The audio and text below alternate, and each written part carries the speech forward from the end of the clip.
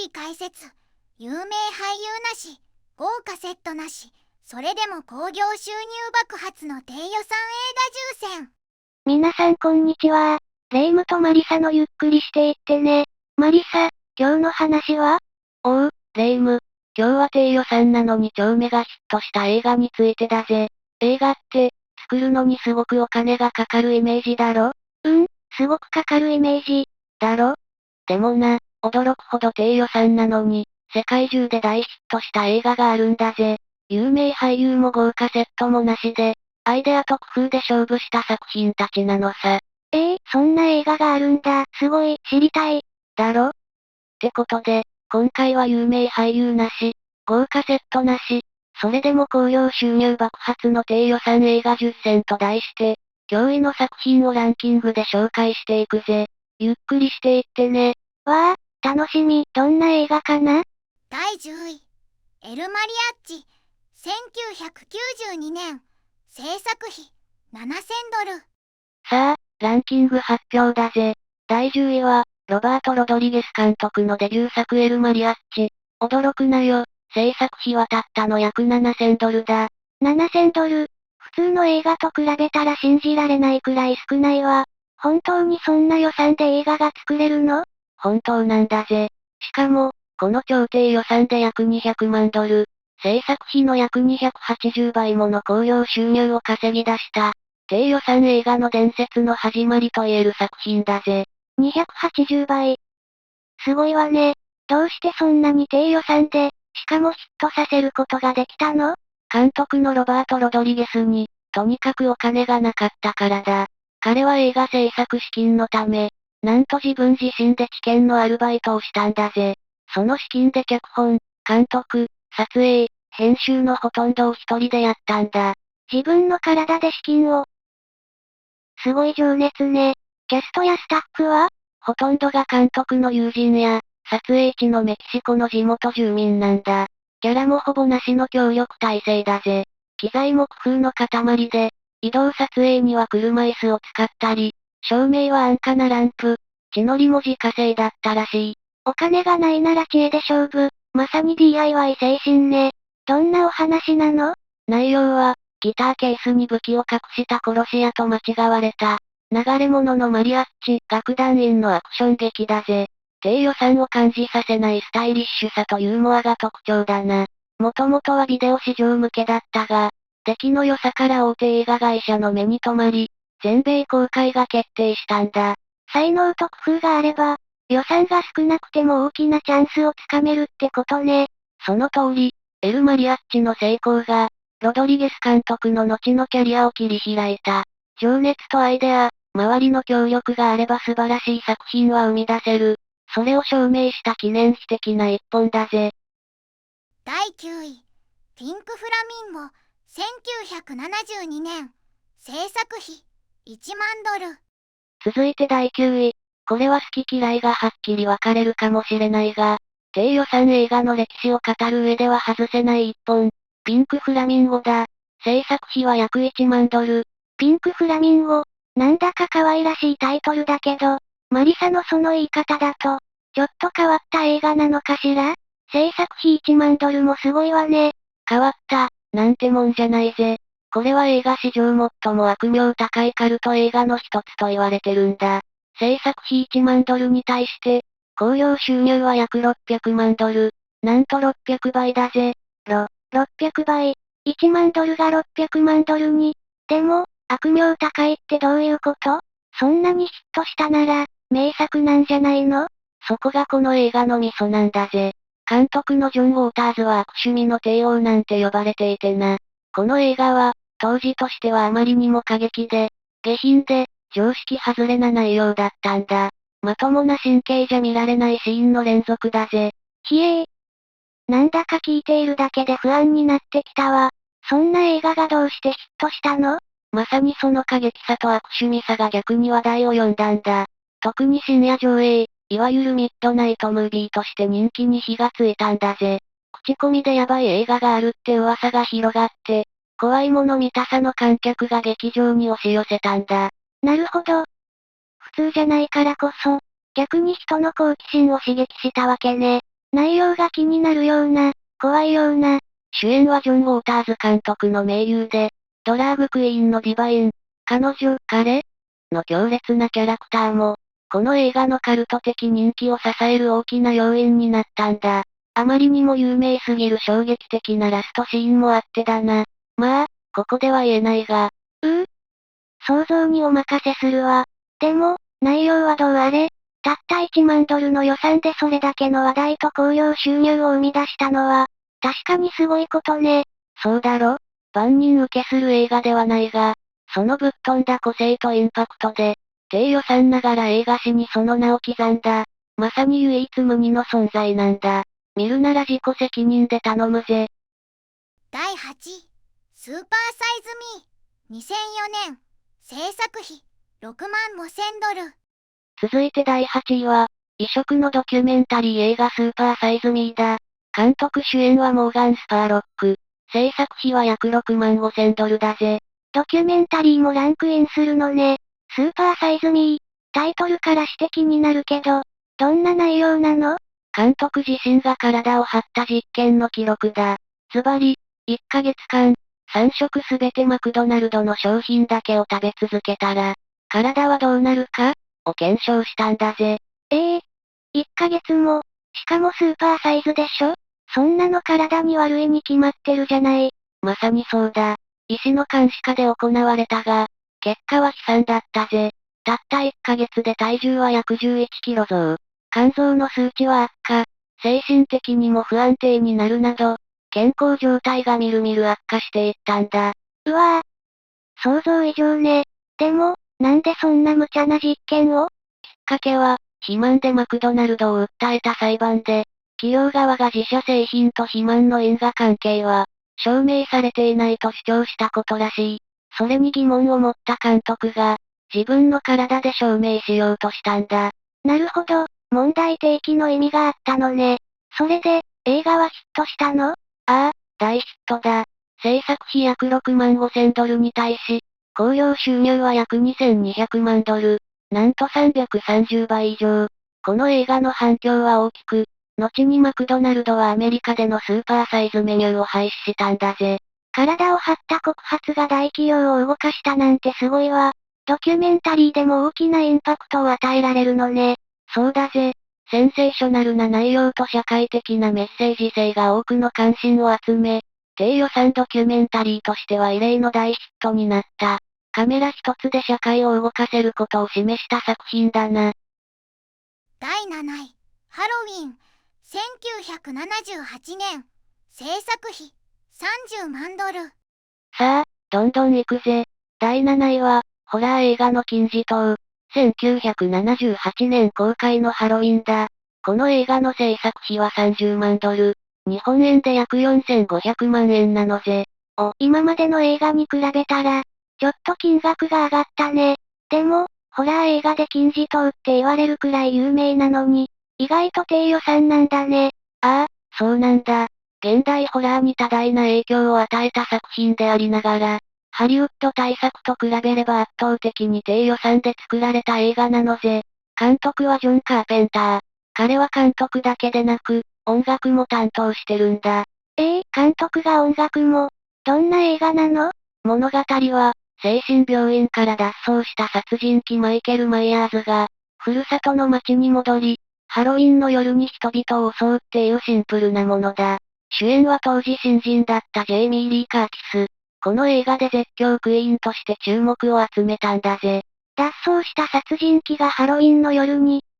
考えるだけで怖いわ。どうしてそんなにヒットしたの？この映画のすごいところは、少ない予算の中で最大限の恐怖演出を生み出したことだ。派手な語話描写に頼らず、忍び寄る殺人鬼の姿、不気味な音楽、カメラワークでじわじわと恐怖を煽る手法が、観客に強烈な印象を与えたんだ。特に、殺人鬼マイケル・マイヤーズの無表情なマスクは、今見てもゾッとするだろ？あの有名なマスクね。見たことある。確かにあれ、すごく怖くて印象に残る。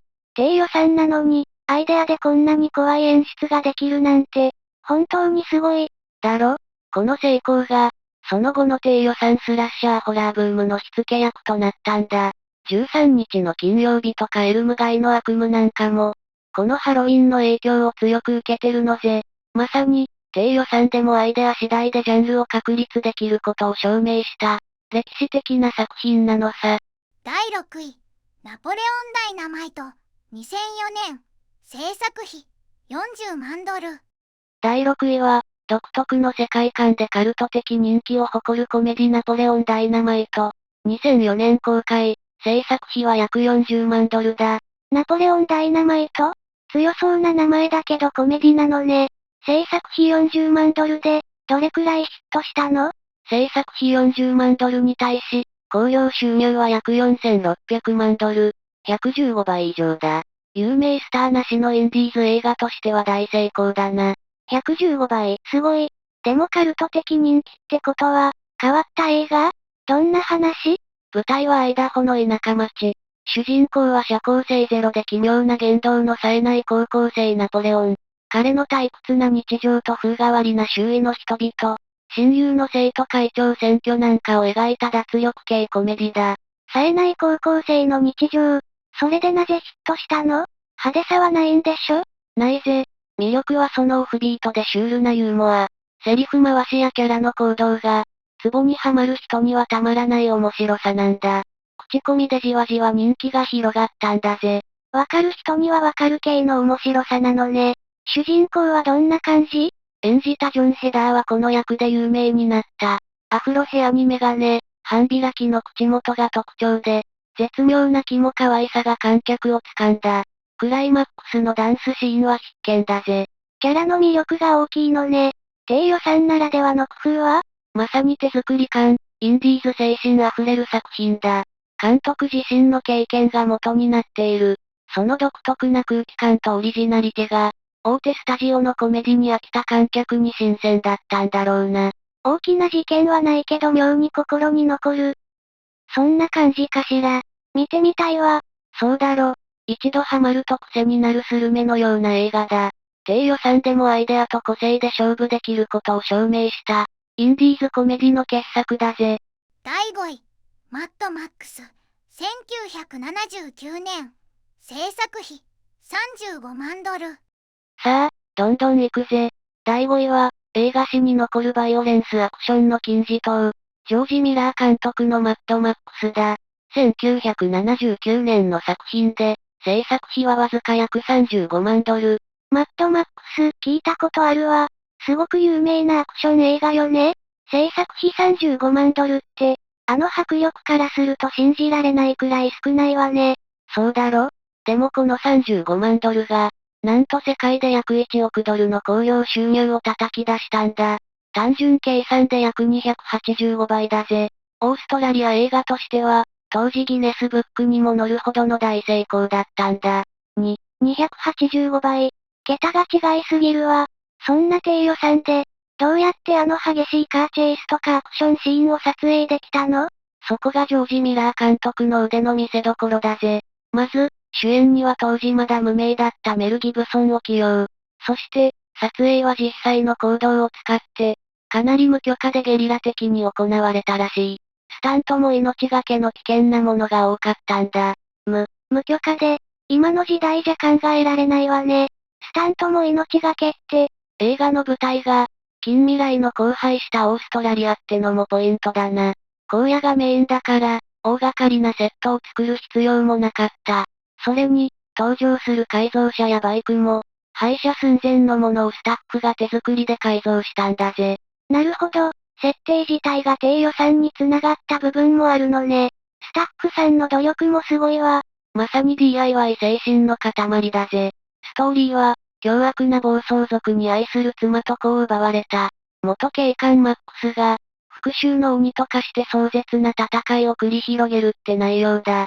その容赦ない暴力描写と、独特の世界観が世界中の観客に衝撃を与えたんだ。復讐劇なのね。シンプルだけど、だからこそマックスの怒りが際立ちそう。その暴力描写はかなり過激だったんでしょう？ああ、かなり過激だ。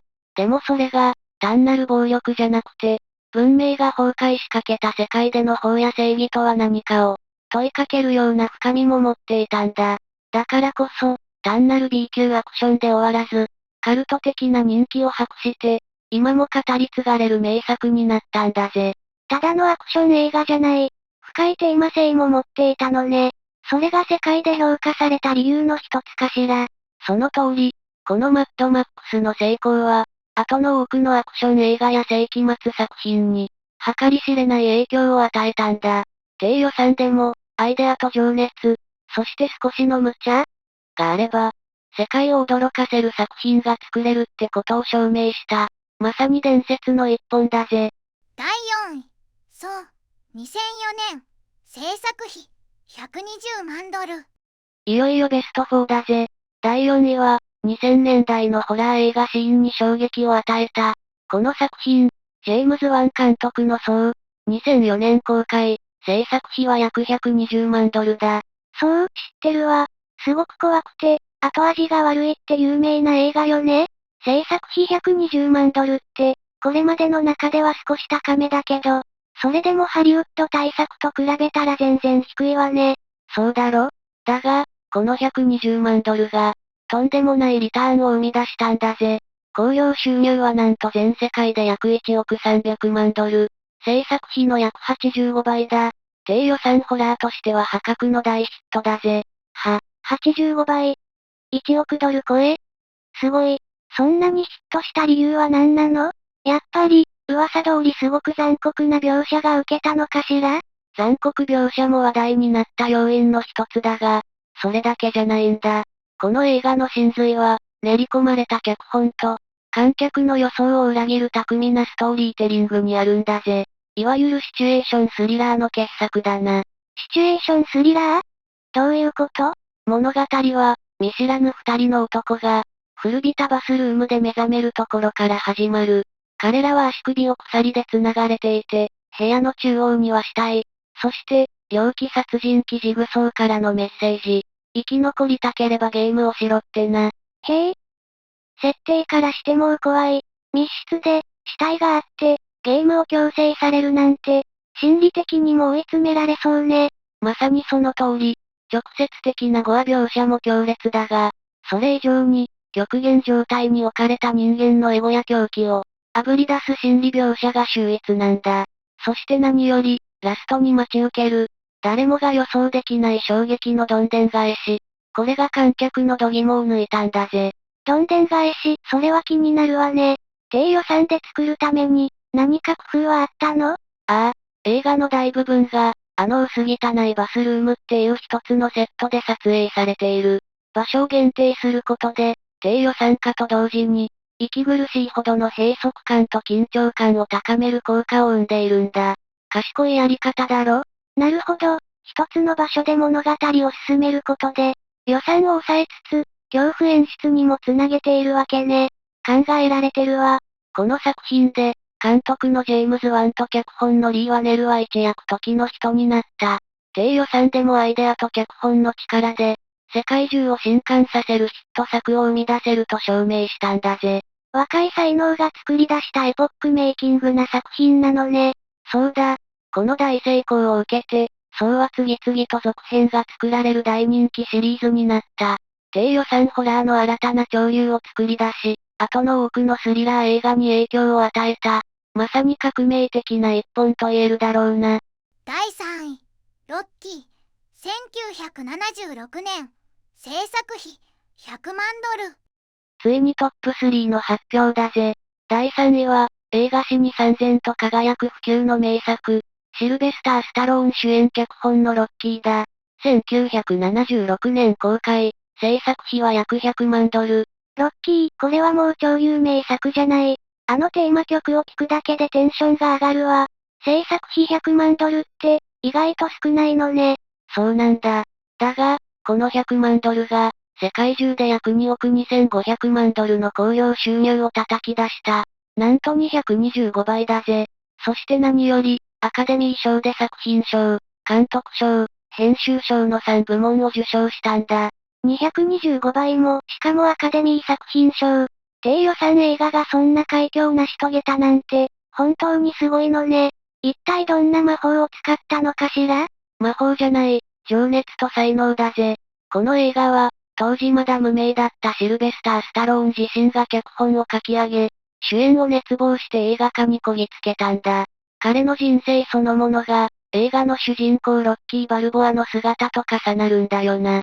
スタローン自身の物語でもあるのね。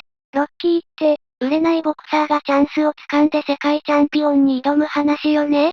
その通り、フィラデルフィアのしがない4回戦ボクサー、ロッキーが、現世界ヘビー級チャンピオンのアポロ・クリードの気まぐれな指名を受け、アメリカ独立記念日のビッグマッチに挑むっていう、まさにアメリカンドリームの物語だ。夢があるわ。低予算だったから、撮影は大変だったんじゃないかしら？ああ、かなりな。有名なフィラデルフィア美術館の階段を駆け上がるシーンも、ゲリラ撮影に近かったらしい。当時はまだ珍しかったステディカムを効果的に使って、リアルな臨場感を出したのも画期的だったんだぜ。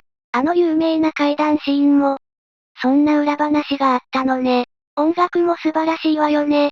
ビル・コンティが手掛けたテーマ曲ロッキーのテーマ、ゴナフライナウは、映画音楽史に残る名曲だよな。あの曲が流れるだけで、ロッキーの不屈の闘志と希望が込み上げてくるぜ。本当にそうね。貧しいながらも愛する人のために、そして自分の誇りのために戦うロッキーの姿に、世界中が感動したのね。まさにその通りだ。派手な CG も大スターもいない。でも、心を揺さぶる熱いストーリーと、スタローンの魂の演技が観客の胸を打った。低予算でも、本物の情熱は必ず伝わるってことを証明した。映画史に残る大傑作だぜ。第2位、パラノーマルアクティビティ、2007年、制作費、$15,000。第2位、映画界の常識を覆した伝説の低予算ホラー、パラノーマルアクティビティ、2007年、制作費たったの約$15,000だ。$15,000。日本円で200万円以下。そんな低予算で、超有名ホラーよね。そうだ。この制作費で、興行収入は約1億9300万ドル。利益率は、約1万2866倍。天文学的数字だろ。1万倍超え？桁がおかしい。どうやってそんなお化け映画が生まれたの？特徴は POV、主観ショットだ。若いカップルが家で起こる超常現象をハンディカメラで記録する設定なんだ。ドキュメンタリーみたいで逆にリアルで怖そうね。ご名答。監督の家で7日間で撮影。出演者も無名でセリフはほぼ即興。この手作り感がリアリティを生んだ。本当にあったことみたい。怖い。宣伝はどうしたの？大々的には無理でしょ？映画祭での口コミと、ネットのバイラルマーケティングが大当たり。見たいリクエストで順次公開という斬新な手法で社会現象になったんだ。観客を巻き込んでムーブメントを作ったのね。賢い。派手なモンスターやスプラッターはなし。日常の些細な異変がじわじわ恐怖を増幅させる。観客の想像力を刺激するアイデアの勝利だ。見えない恐怖、想像する恐怖が一番怖いのね。この成功は POV ホラーを確立し、後の低予算映画に希望を与えた。低予算映画の革命児と言える一本だぜ。第1位、ブレアウィッチプロジェクト、1999年、制作費、$60,000。さあ、ついに栄えある第1位の発表だぜ。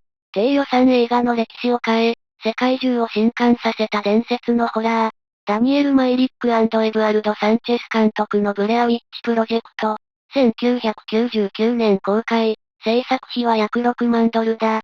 ブレアウィッチプロジェクト、これぞ元祖 POV ホラーって感じよね。でも制作費$60,000って、さっきのパラノーマルからよりは高いけど、それでも破格の安さじゃない。ああ、そして、このわずか$60,000の制作費が、どれだけの興行収入を叩き出したと思う？なんと、全世界で約2億4800万ドル。利益率で言えば、驚異の約4133倍だ。映画史に残る、とんでもない大成功だぜ。4000倍超え？すごすぎる。パラノーマルからもすごかったけど、これも歴史的なヒットね。一体何がそんなに受けたの？やっぱり POV が斬新だったから？ POV、モキュメンタリー、疑似ドキュメンタリー手法のインパクトは絶大だったな。森でドキュメンタリー撮影をしていた学生3人が消息を絶ち、その撮影されたビデオテープが発見された。という設定で、全編が彼らのハンディカメラ映像だけで構成されているんだ。うわぁ。その設定自体がもう怖い。本当にあった事件かと思っちゃうじゃない。まさにそこが狙いだったんだぜ。監督たちは、俳優たちに大まかな設定と指示だけを与え、ほとんどを即興で演じさせた。食料を減らしたり、夜中に嫌がらせをしたりして、俳優たちのリアルな恐怖や混乱を引き出したんだ。俳優さんたちも大変だったのね。でも、それがリアルな恐怖感につながったわけか。そして、この映画の成功に欠かせなかったのが、当時まだ黎明期だったインターネットを駆使した宣伝戦略だ。ブレアの魔女に関する架空のウェブサイトを作ったり、失踪した学生を探していますというビラを配ったりして、これは本当にあった出来事だと多くの人に信じ込ませたんだぜ。ネットで噂を広めて、現実と虚構の境目を曖昧にしたのね。すごいアイデア。魔女の姿は一切映らない。物音や影、そして追い詰められていく学生たちの表情だけで、観客の想像力をかき立てて恐怖を生み出す。これぞ低予算の極致であり、ホラー演出の極みだ。見せないことで、より怖さを増幅させる。まさに心理的なホラーの傑作ね。そうだ。ブレアウィッチプロジェクトは、POV という手法を世界に知らしめ、インターネット時代の新たな映画マーケティングを切り開いた。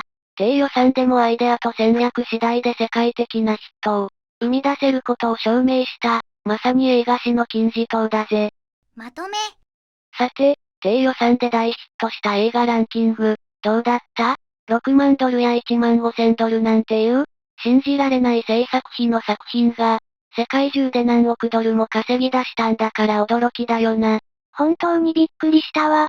ホラーが多かったけど、ロッキーみたいな感動対策もあったし、共通してるのは、やっぱり斬新なアイデアと工夫、そして何より作り手の情熱よね。お金がないからこそ、知恵を絞って新しい表現が生まれた感じ。そうだな。POV とかモキュメンタリーとか、当時は新しかった手法が観客に刺さった。それにブレアウィッチやパラノーマルは、インターネットの普及っていう時代背景も味方につけて、口コミで爆発的にヒットした側面もあるぜ。なるほどね。時代を読む力も大事なんだ。お金だけじゃない、映画作りの無限の可能性を感じたわ。だからこそ映画作りは面白いんだぜ。アイデア一つで世界を変えられるかもしれないからな。最後までご視聴いただきありがとうございました。これからも役立つ情報をお届けいたしますので、チャンネル登録と高評価をよろしくお願いします。コメント欄でご意見や質問もお待ちしています。それではまた次回お会いしましょう。バイバイ。今日も一日良い日で、またね。